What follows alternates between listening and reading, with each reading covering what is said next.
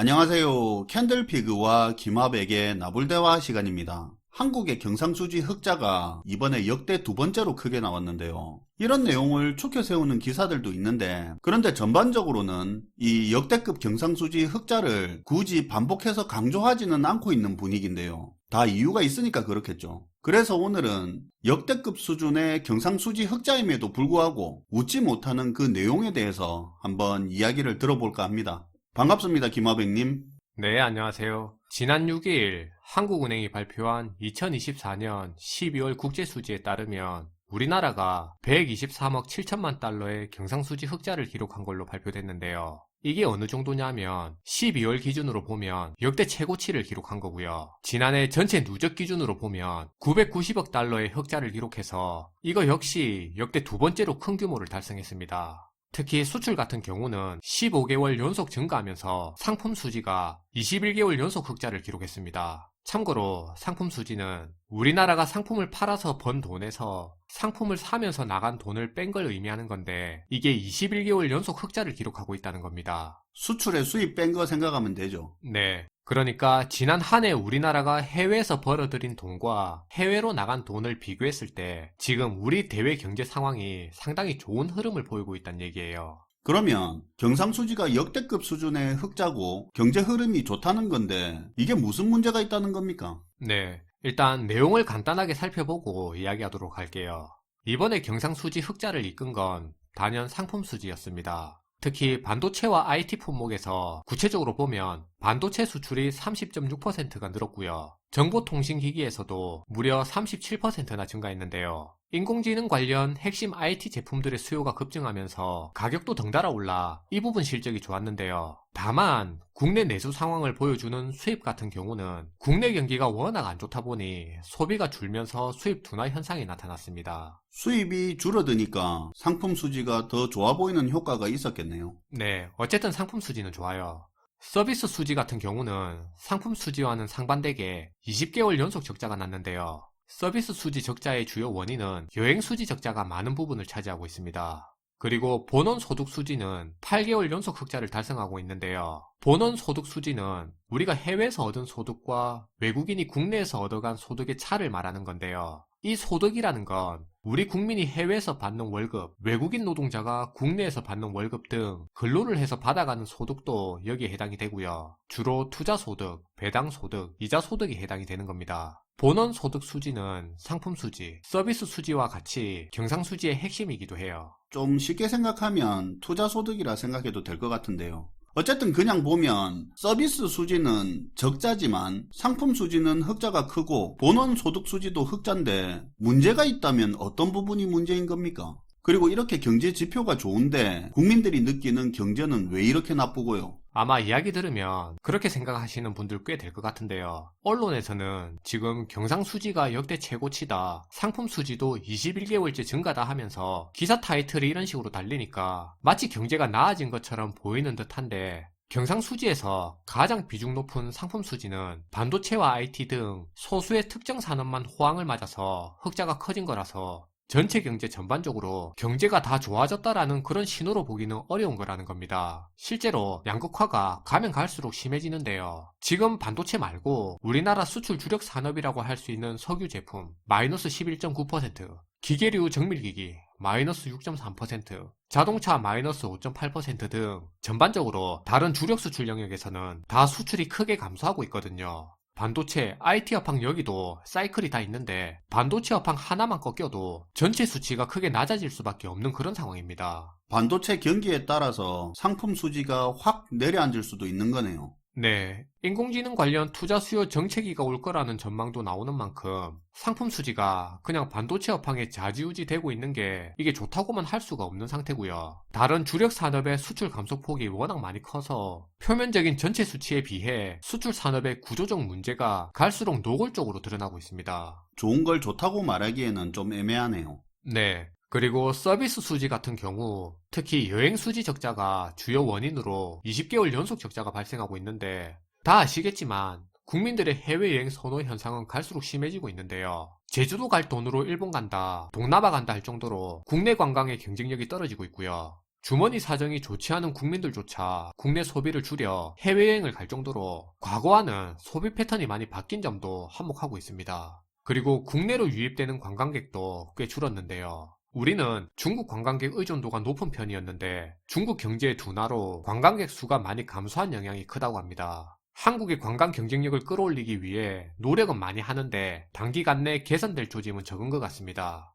본원소득 수지는 잘 나오고 있는데 따로 추가로 뒤에서 말씀을 드릴게요. 정리하자면 이번 경상수지 흑자는 표면적으로 보면 역대급으로 좋은 수치를 나타내고 있는데 반도체 수출, 해외 투자 소득에 편중된 구조적 취약점을 갈수록 뚜렷하게 드러내고 있는 상황이라 만약 서비스 산업 적자에 관세를 중심으로 한 무역 리스크가 더 증폭될 경우에는 이 흑자 기조도 한순간에 역전될 우려가 큰 건 사실이에요.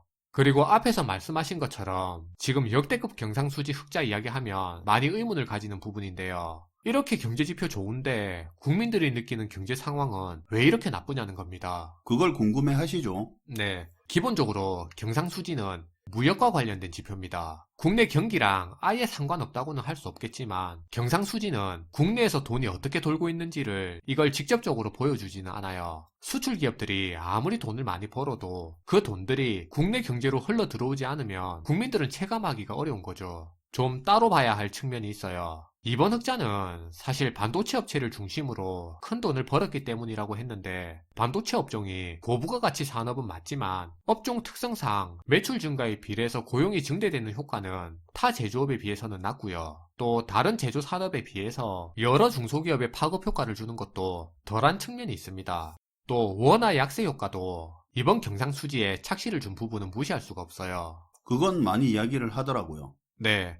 그리고 한국의 투자 소득이 늘어난다는 부분도 본원 소득 수지 말하는 거죠. 네. 이게 좋은 건 맞지만 어떻게 보면 이중적인 면도 있는데요. 해외 투자 소득이 늘어났다는 건 그만큼 국내가 아닌 해외 투자한 돈이 늘어났다는 의미도 있잖아요. 투자를 해야 투자 소득이 생기는 거니까. 그러니까요. 그 말은 그만큼 해외로 자본이 유출된다는 의미를 포함하고 있어요. 여러분들이 상식 삼아 알아두셨으면 하는 게 있는데요. 이 투자 소득이 는다는 게 우리는 보통 해외 주식, 채권, 부동산 같은 데 투자해서 올리는 소득을 주로 또 올리실 텐데 우리나라 기업들이 한국에서 생산 안 하고 해외 공장을 지어서 생산하는 것도 결국 투자 소득이 느는 겁니다. 해외에 공장을 지어서 생산해서 버는 건데 그게 투자 소득이라고요? 이렇게 설명을 드릴게요.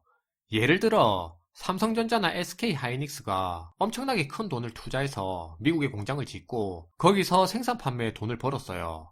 이 중에 배당금이나 이자 형태로 한국 본사에 들어오는 돈이 있을 거 아니에요. 그 돈이 투자 소득으로 잡히는 거네요. 그렇죠. 그게 무조건 나쁘다는 건 아니지만 그 해외에서 공장 짓고 하는 그 투자금이 국내 시설 투자에 쓰였다면 국내 고용이나 소득, 소비 증가로 이어질 수 있는 부분인데 이 부분이 좀 아쉽다는 거죠. 트럼프 정부의 정책으로 국내 기업들의 미국 내 시설 투자가 앞으로 더 늘어날 수밖에 없는 처지인데 이런 형식으로 한국의 투자 소득이 느는 비중이 자꾸 늘어난다면 투자 소득이 늘었다고 그걸 무조건 반기기에는 좀 어려운 것 같아요. 우리가 일본을 보면 참고할 만한 게 있는데요. 과거 일본은 1990년대 버블 붕괴 후에 내수 경기가 장기 침체에 빠졌었습니다. 그때 일본의 자동차, 전자 등 주요 제조기업들은 동남아, 중국, 미국 등으로 해외로 생산 거점을 많이 옮겼고요. 그러면서 일본의 경상수지 흑자 구조에서 투자 소득 비중이 크게 늘어갔습니다. 그때도 그런 식으로 본원 소득 수지라는 이 투자 소득으로 흑자가 늘면서 경상수지 흑자 형태가 나왔네요. 네, 당시 일본 기업들은 해외 거점을 중심으로 성장했지만 기업의 국내 시설 투자가 늘지 않다 보니까 기업 성장과는 별개로 내수 경기는 계속 부진했고요. 근로자들의 임금 정체와 소비 위축은 개선되지가 않았었습니다. 이 내용은 우리가 좀 참고할 필요는 있는 내용이네요.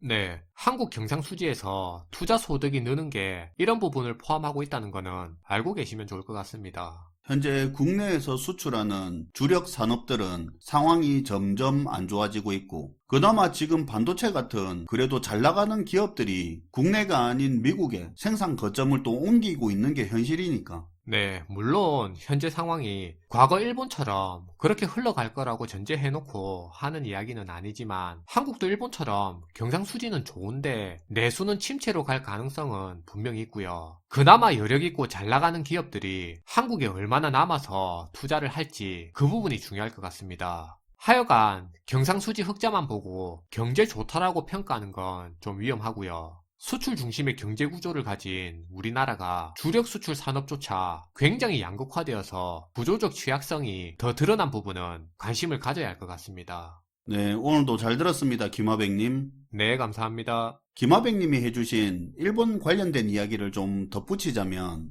한때 경상수지 흑자에서 상품수지 흑자가 큰 비중을 차지하던 수출 초강대국이었던 일본이 1990년대 이후로 일본 제조기업들의 해외 이전이 가속화되면서 해외 현지 생산이 크게 늘었고요. 그런 이유로 일본의 경상수지 흑자 구조가 상품수지 중심에서 본원소득수지, 투자소득 중심으로 변화해 갔습니다.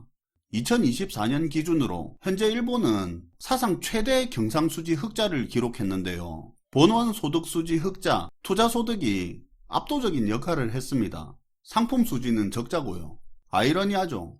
일본의 경쟁력 있는 기업 대부분이 제조기업이고 매출은 날아가는데 일본 국내에서 수출하는 게 아니다 보니 상품수지는 적자고 말이죠. 이게 물론 본원소득수지 형태로 들어오는 거지만 여기서 기업 이익 증가와 국내 고용 증가, 소득 증가 연결고리는 끊어진 겁니다. 이런 일본의 선례를 잘 기억하고 있어야 될 것 같습니다. 시청해주셔서 감사하고요. 지금까지 나불대화 시간이었습니다.